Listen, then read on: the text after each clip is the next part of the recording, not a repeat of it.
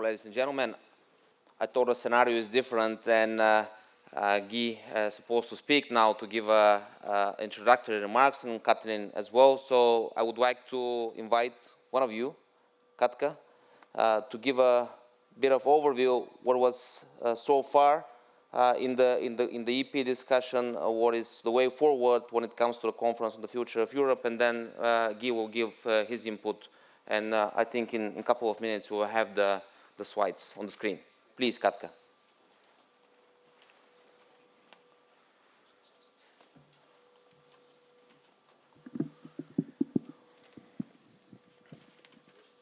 Thank you very much, Ilhan. And first of all, let me also thank the VVD for hosting this event, and particularly thanks to the family of Hans van Baalen, who I have the honor to meet. It's always a very interesting feeling to talk about the conference on the future of Europe for me. The question that first comes in mind is not that the real challenge ahead of us is what kind of future Europe will have. I think the real question here is if Europe has a future. Because the conference on the future of Europe is not only going on in Strasbourg, not only going on in the European Parliament and in groups and halls like this, but as we speak, the conference on the future of Europe is actually happening real time on the big screen in France and in Slovenia. This is the big question that people are being faced with. What kind of Europe we want? Do we want a strong Europe, a powerful one, that is able to take on the challenges of the future, that has a strong voice on the global scene, that is more than just an area of trading and nice civil relations? Or do we have a weak Europe? Do we have a Europe where outside influence infiltrates, where decisions take years, and where citizens just sighing under the weight of powerlessness? Do we have a Europe of Macron, or do we have a Europe of Le Pen?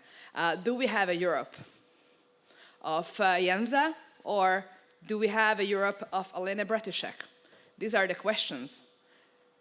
And they are questions that go deeper than I think either of us would imagine. Because I'm quite sure that there are some of you in this room who would say that, like, I don't really want either. I like Europe as it is. I don't want to take two big steps. Why would I do that? My country is safe. My life is comfortable. These decisions are hard. They might cost money. They might cost me influence. They might bring about uncertainty, and I don't like it. But I honestly have to tell you, colleagues, that this might not even be a real dilemma. I'm from a country, I'm from Hungary, and I see what the alternative of a powerful Europe is. I know that democracy can be fragile if we do not dare to take the big steps, the strong ones. I know, and so many of my countrymen know, how it feels like to lose everything in a couple of months, just because of the slowness, just because of the discrepancies between what we say and what we do.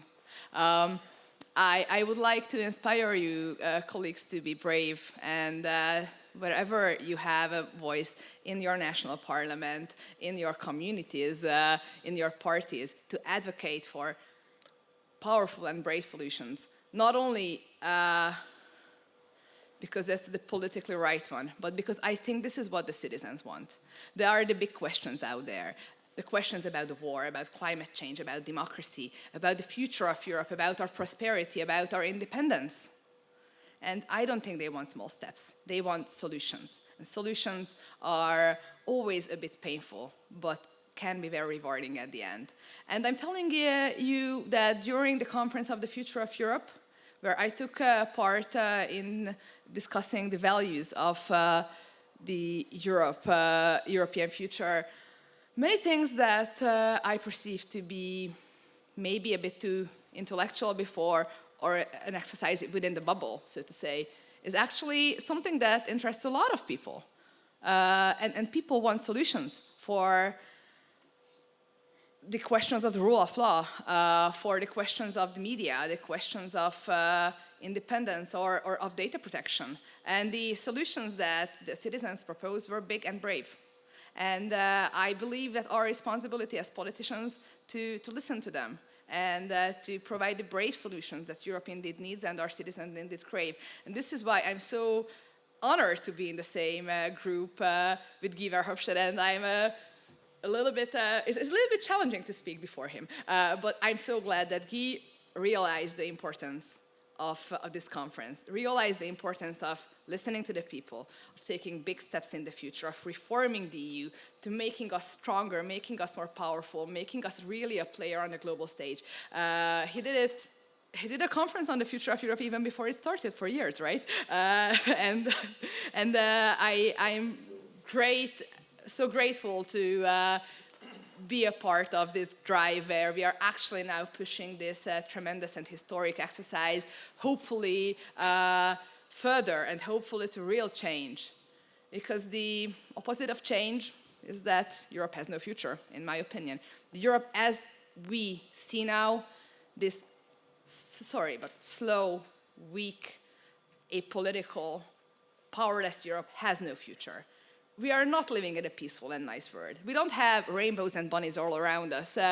It's not a peaceful time. It is a time where interests collide. There's a time where big decisions are made, where fights are fought. And if Europe is not present in this fight because they are still contemplating on who is the person they should stand and how long does a process should take and how much everybody should be in unison in order to even issue a press release, then Europe will not have a future.